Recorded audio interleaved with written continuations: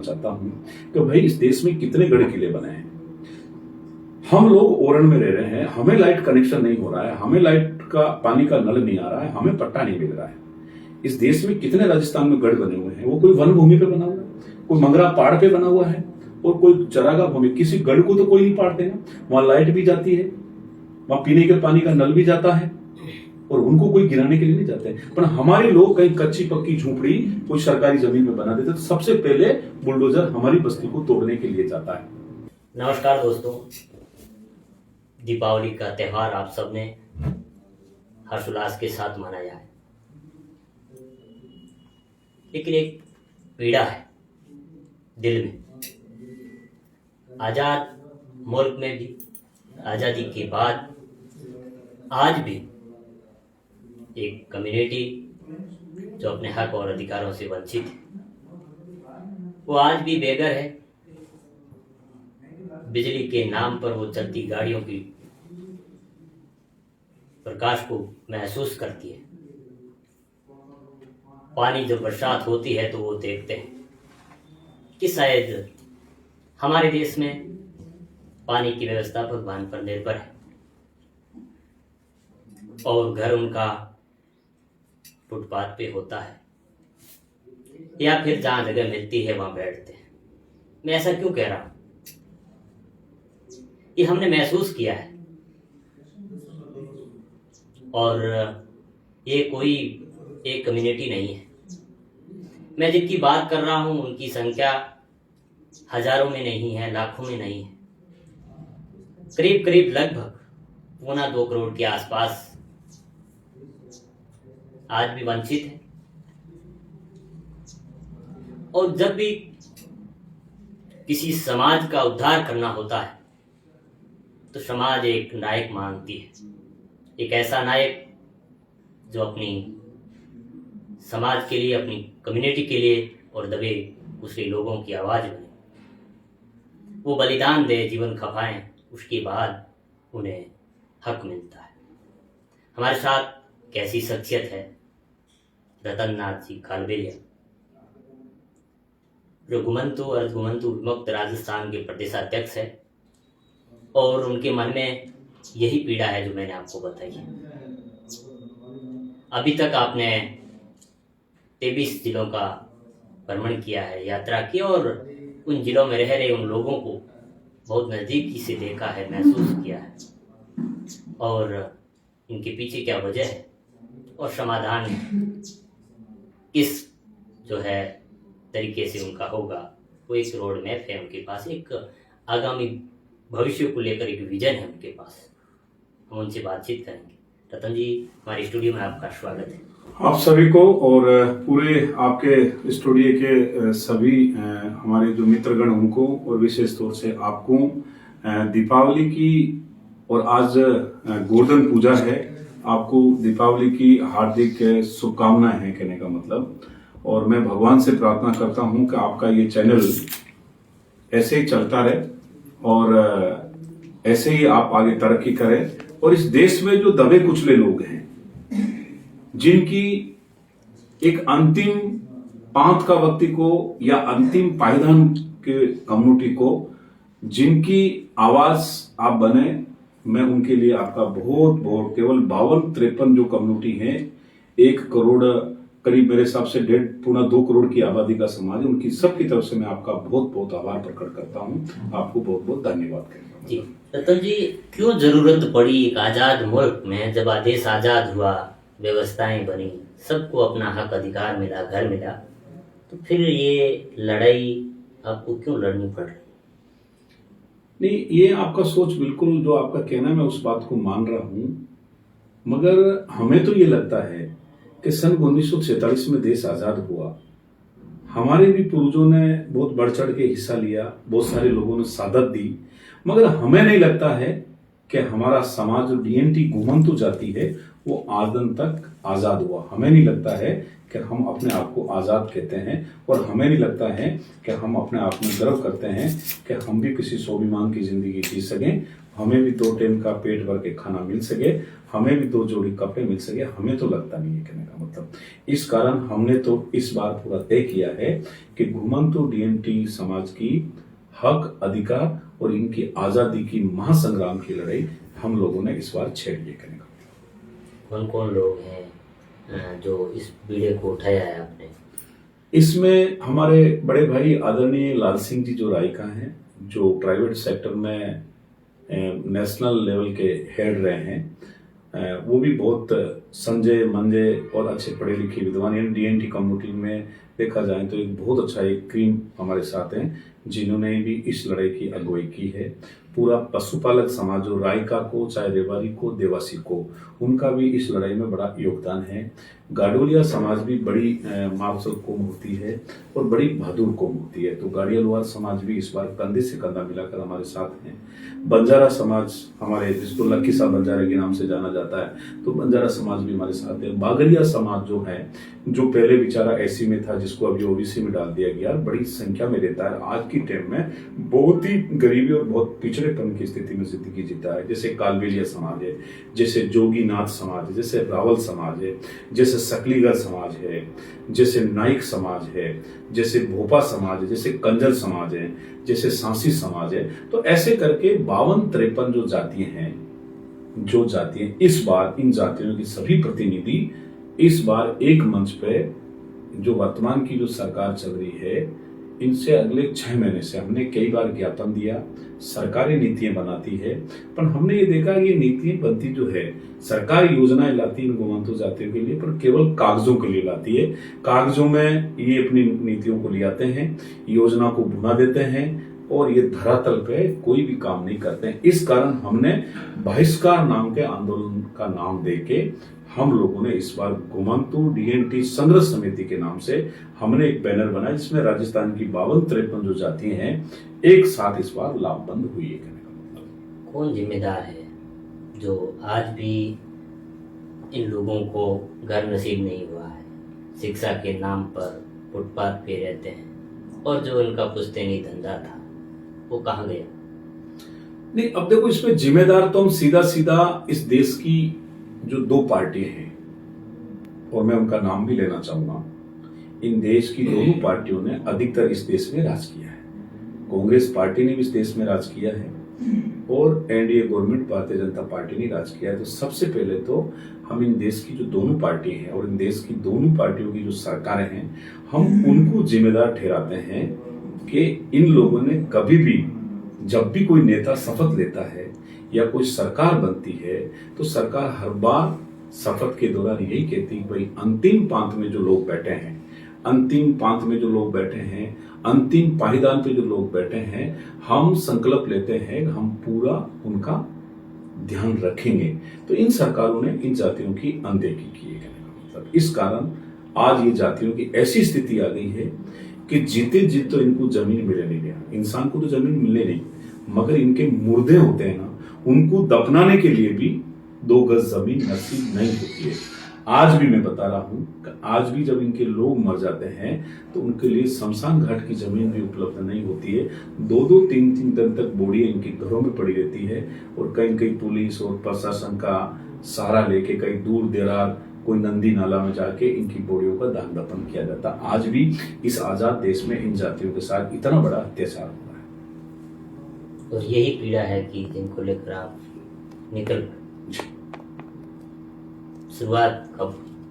शुरुआत तो मेरी तो ये मेरा करीब 15वां साल है और 15 साल से रेगुलर मैं इस लड़ाई के अंदर, मैं जब से अपने आप में समझा, मेरी स्कूल की शिक्षा दीक्षा हुई, स्कूल के दौरान भी मुझे लगा कि कहीं कहीं हमें लोग इग्नोर कर रहे हैं। जब मैं बड़ा हुआ तो मेरी शादी हुई, तो शादी के दौरान भी मेरे दादाजी मेरी बनोली घोड़े पे निकालने के लिए घोड़ा लेके आए थे, पर कुछ लोगों का विरोध था, तत्व लोगों का विरोध था, तो उस घोड़े पे मुझे बैठ के बनोली नहीं निकालने दी। तो उस दौरान से हमें ये लगा, वो घोड़ा वहीं का वफादार रहा और हमारे को घोड़े पे मनोड़ी ने निकाला। उस दिन से हमें लगा कि हमें इस देश के लोग, ये सरकारें कहीं न कहीं हमें इंसान नहीं समझती है। तो हमें लगा है कि हम स्वाभिमान की जिंदगी इस देश में हम नहीं जी पा रहे हैं। तब से हमारे मन में ये लगा कि हमें कहीं न कहीं हमारे हक और अधिकार के लिए हमें लड़ना चाहिए। तो ये मेरा 16वां साल है और 16वें साल से मैं राइट टू फूड का जो कानून बना उसका भी आंदोलन का हिस्सा रहा, सूचना के अधिकार का कानून बना उनका भी आंदोलन का हिस्सा रहा, जो महानरेगा का कानून जो यूपी गवर्नमेंट के दौरान बना इनका भी मैं आंदोलन का बहुत बड़ा हिस्सा रहा।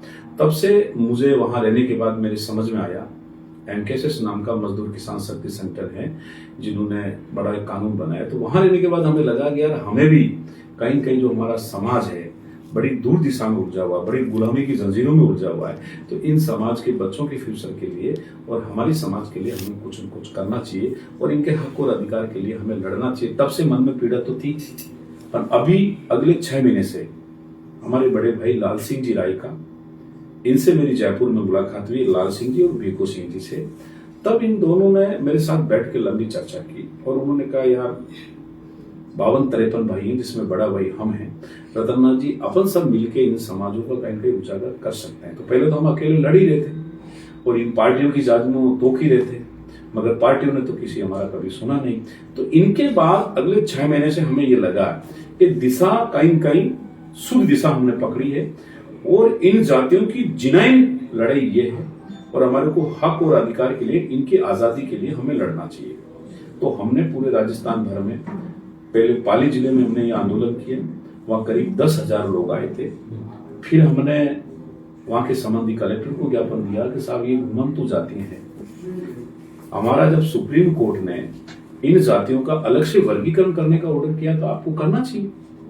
हमारे लोग 50 वर्ष से जमीन चरागाह में बैठे तो वो अभी के भी चरागाह में, बाद में बस्ती बसी है जिसकी जमीन की किस्म भी चेंज हो गई है, उन्हें पट्टा भी मिल गया है और हमारे लोगों को ना पीने का पानी है, ना हमारी बस्ती में रोड है और ना हमारी बस्ती में आंगनवाड़ी है, ना हमारी बस्ती में चिकित्सालय की व्यवस्था है और हमारे लोगों को सबसे गरीबी रेखा में 1 रुपए किलो गेहूं के हकदार ये है, तो उन्हें 1 रुपए किलो गेहूं का भी नहीं दिया। कभी खुदा न खास्ता सरकार की तरफ से कोई एक आधा कोई मकान भी पास हो जाता है तो ग्राम पंचायत ये कहती है भाई ये तो चरागाह में है इसलिए हम इनके यहाँ मकान नहीं बना सकते, तो वो पैसा भी वापस सरकार के खाते में लैप्स हो जाता है।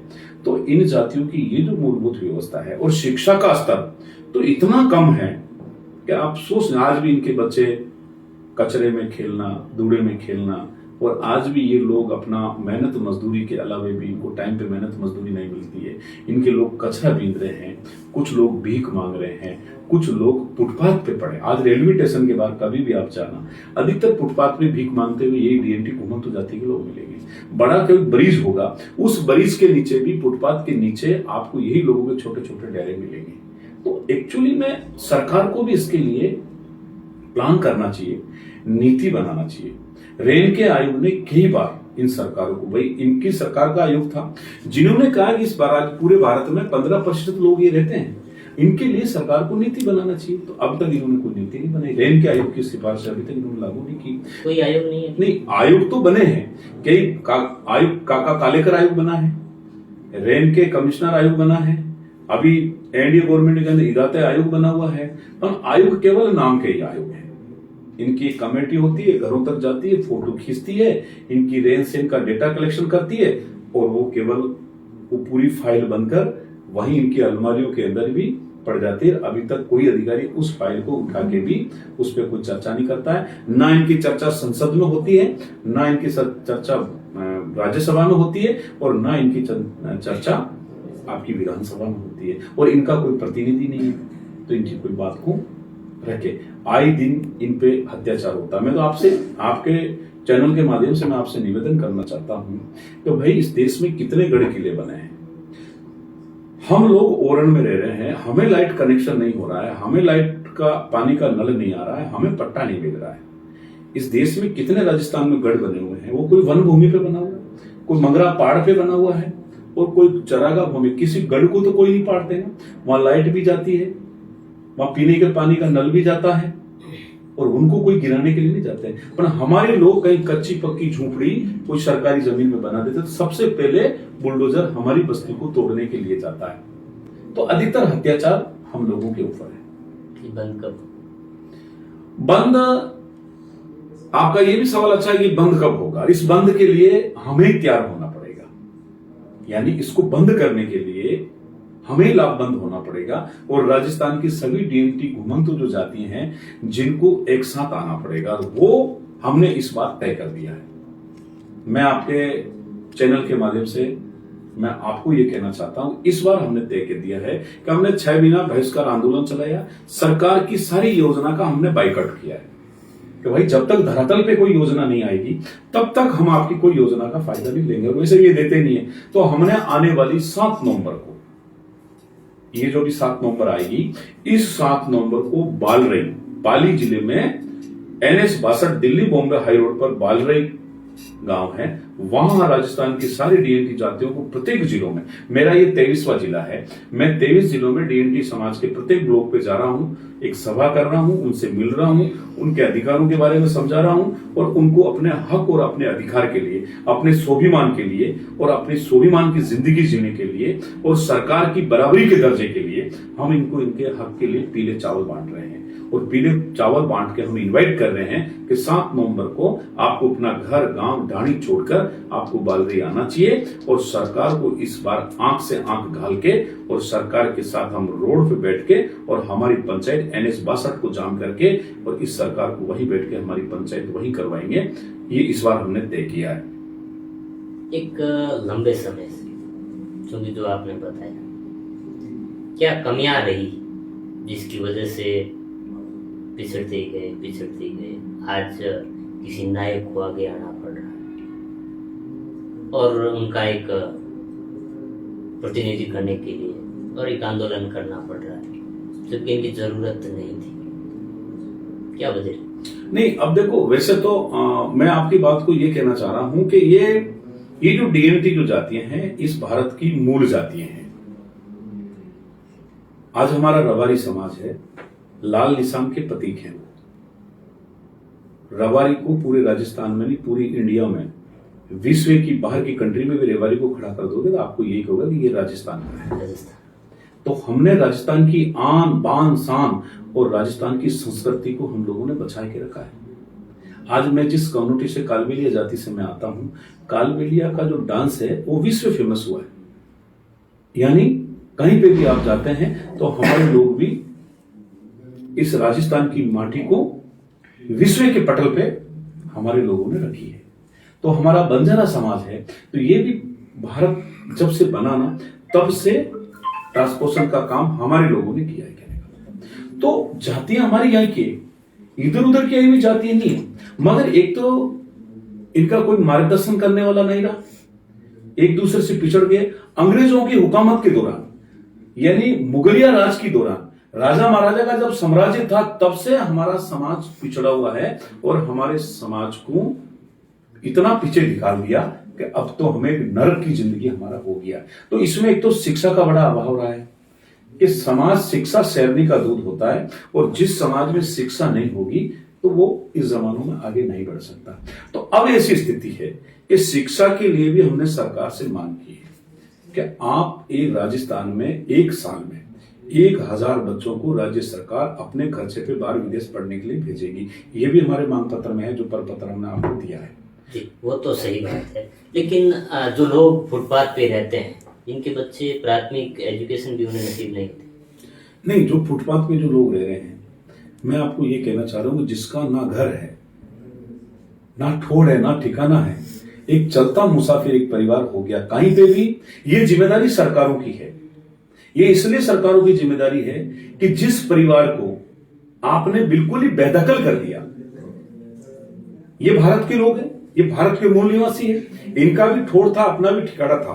पर जब सरकार के साथ जब भूमाफिया टाइप के लोग घुस जाते हैं, जब वो मशीनरी भूमाफियों के लिए काम करती, तो अधिकतर हमारी डीएनटी घुमंतु जातियों के पर ही आक्रमण होता है, क्योंकि भूमाफिया सरकार के साथ मिलकर हमारी बस्तियों को औने पौने दामों में तुड़वा देते हैं। अब तुड़वाने के बाद जब हमारा कई सालों से चढ़िया की तरह हमने गुजाला बना रखा है, अब वही आपने हमारा तोड़ दिया है। 3-4 बार हमने ग्राम के सरपंच के चक्कर काटा है, हमने एसडीएम तहसीलदार के चक्कर काटा है, 1-2 बार हम कलेक्टर के यहाँ गए हैं, हमारी किसी ने नहीं सुनी। तो फिर आदमी अपनी आस को खुद अपने आप को मन को यानी कम करके और आदमी एक फुटपाथ पे अपनी झोपड़ी डाल के और अपने जीवन के गुजर बसर के लिए लग जाता है। तो मैं तो सीधा सीधा यही कह रहा हूं कि सरकार इनको अधिकतर जगह पे बस्तियां तोड़ी है, जिन जिन जगह की बस्तियां तोड़ी है वो परिवार बेघर हुआ है और आज वो परिवार फुटपाथ के नीचे रह रहा है, जिनके छोटे छोटे बच्चे हाथ में कटोरे लेके भीख मांग रहे। कई बच्चों के अपहरण हुए और कई बच्चों के साथ बड़ी अनहोनी घटना हुई है और कई बच्चों के मोटरसाइकिल गाड़ियों के नीचे आके उनकी एक्सीडेंट में डेथ हुई है। तो वो परिवार तो पूरा का पूरा नष्ट हो गया। इनके लिए जो लोग फुटपाथ पे रह रहे हैं, इनके लिए सरकार के पास कोई फंड की कमी नहीं है। इनके लिए सरकार को एक नीति बनानी चाहिए, इनके लिए हॉस्टल्स बनाने चाहिए, इनके रहने। मैं बता रहा हूं आज जेडीए द्वारा अफरोड कॉलोनी होती है, आज सरकार की योजना से इतने भूखंड आवंटन होते हैं, मगर मैं आपको ये कह रहा हूं वो भूखंड मिलते किसको हैं?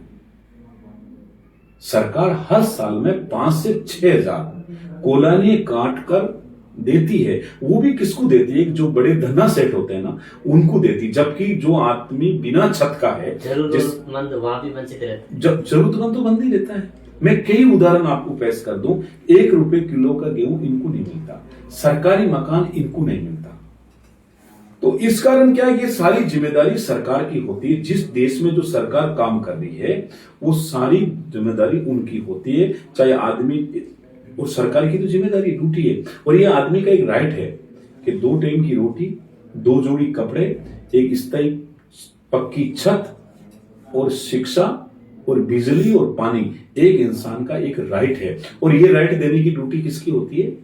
ये राज्य जो भी सरकारें काम कर रही है वो राज्य सरकार की ड्यूटी होती है। मगर बात ये है कि ये जितने भी जो राजस्थान में मंत्री बैठे हैं, जितने भी राजस्थान में जिला कलेक्टर बैठे हैं, जितने भी आईएएस अधिकारी जो बैठे हैं, इनके खुद के एनजीओ बने हुए हैं। इन्होंने खुद ने प्राइवेट एनजीओ खोल रखा है और वो प्राइवेट एनजीओ क्या काम करता है कि वो काला धन को व्हाइट धन को काला वो करता है, काला धन को व्हाइट करता है। तो उसमें क्या करते हैं ये कि ये उनके रिश्तेदारों के नाम से एनजीओ है। तो अधिकतर योजनाएं जैसे आज नवजीवन योजना है, समाज कल्याण विभाग की योजना है, घुमंतु के लिए योजना है, महाराणा प्रताप योजना है। तो ये जितनी योजना का जो पैसा है वो सीधा सीधा उन एनजीओ में जाता है और एनजीओ में मर्ज करके और वही कागज बन के और सारा पैसा वही उठ जाता है और वो पैसे चौक हो जाता है। और किसी घुमंतु बस्ती के अंदर जाके आप जाके देख लो कि ना पीने का शुद्ध पानी है, ना मरी मारी बीमारी के लिए कोई इलाज है, ना उनकी बस्ती में कोई आंगनवाड़ी है, ना उनकी बस्ती में कोई खाने की व्यवस्था है और सरकार की योजनाएं कभी उनकी बस्ती तक नहीं जाती।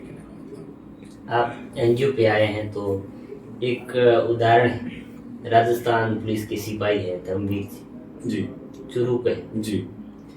और जब उन्हें लगा कि फुटपाथ पे बच्चे कचरा बीन रहे हैं या फिर वो वहाँ सो रहे हैं, एजुकेशन से उनका कुछ संबंध नहीं, उनके जहन में आया कि मैं बड़ा कुछ नहीं कर सकता तो क्यों ना मैं खुद जो है स्वयं से शुरुआत करूँ। उन्होंने उन बच्चों को एजुकेशन देने की शुरुआत की, धीरे धीरे कार्य बढ़ा, अपनी पाठशाला उन्होंने एक संस्था बनाई।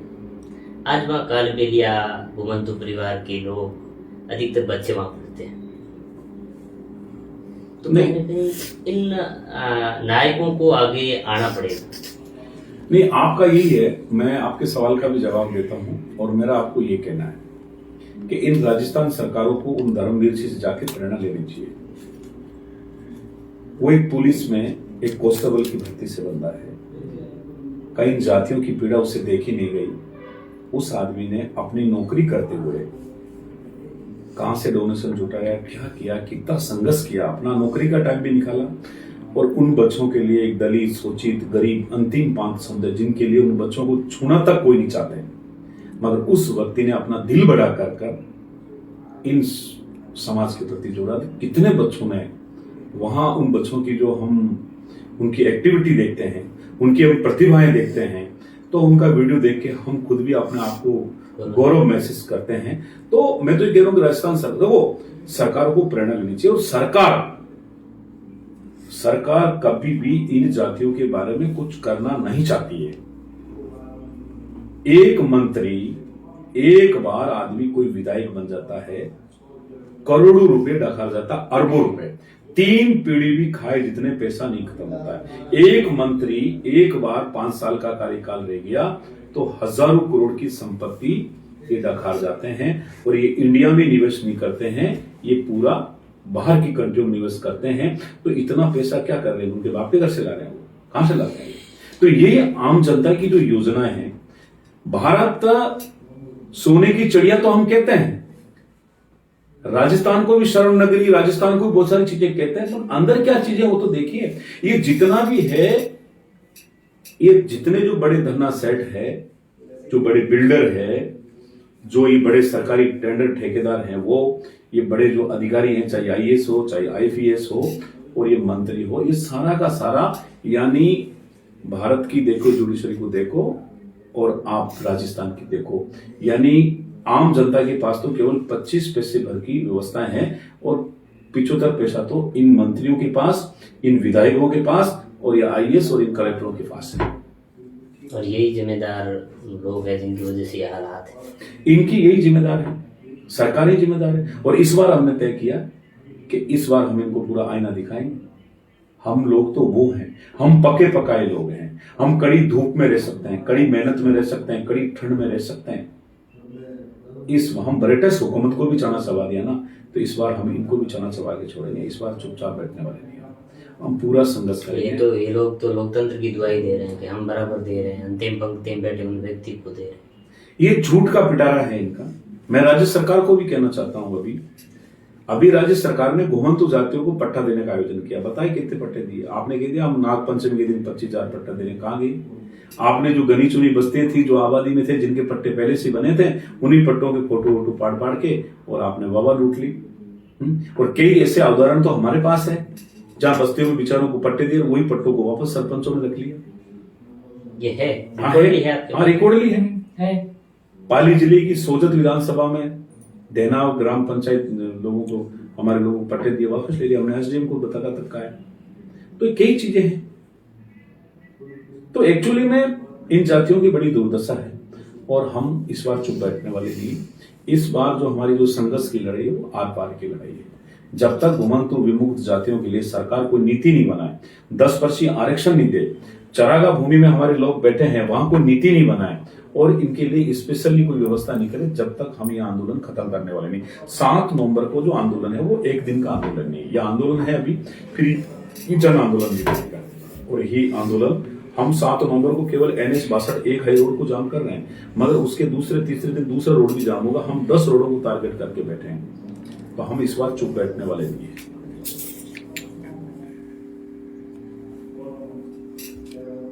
तो राज्य में इन जातियों की सर्वाधिक गिनती हो, इनका डेटा फिक्स हो, और इन जातियों का हक के अधिकार इनको मिले।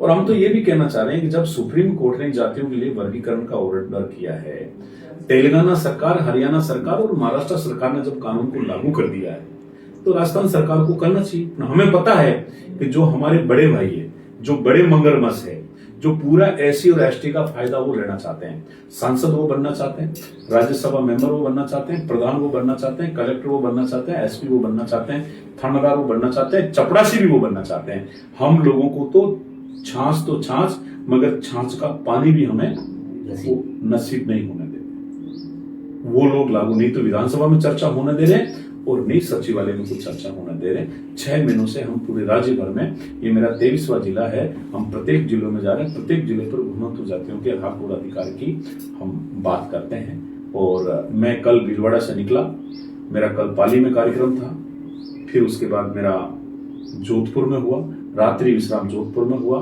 आज बालोतरा होकर मैं सिणधरी में आया हूँ। सिणधरी में कुछ एक सभा करके अभी मैं बाड़मेर जिले की भाड़खा में कार्यक्रम, रात्रि विश्राम जहां मैं जैसलमेर में जाके करूंगा। तो इन जातियों के लिए कई बड़ी ऐसी परिस्थितियां हैं, आज भी हमें संघर्ष से जूझ रहे हैं। और वही बात है, हमारे लोगों पे जो डर मंडरा रहा है, हमारे लोग जो भयभीत हो रखे हैं, जो सरकार की, भूमाफिया की, जो नोकल, जो ऐसे लोग जो समाज के दलाल हैं, जो समाज के ऊपर अब तक इस तरह का वजन ढोते आए हैं, ऐसे लोगों का बड़ा रूढ़िवाद है। इस रूढ़िवाद के खिलाफ भी हम लोग संघर्ष करेंगे। इस बार हम चुप बैठते नहीं हैं, क्योंकि हमारा घर सुरक्षित नहीं है, हमारे बच्चों का फ्यूचर सुरक्षित नहीं है, हमारी महिलाओं की इज्जत आबरू सुरक्षित नहीं है, तो हम चुप बैठेंगे नहीं। हमारी पहली प्रतिष्ठा डीएनटी समाज को उचित स्थान मिलना, हमारी पहली प्रायोरिटी ये है। बिल्कुल, ये थे हमारे साथ तंजी, जिन्होंने बड़ी बेबाकी से अपनी बात rखी और किस तरीके से अपने हक और अधिकार के लिए एक लड़ाई लड़ रहे हैं। धन्यवाद।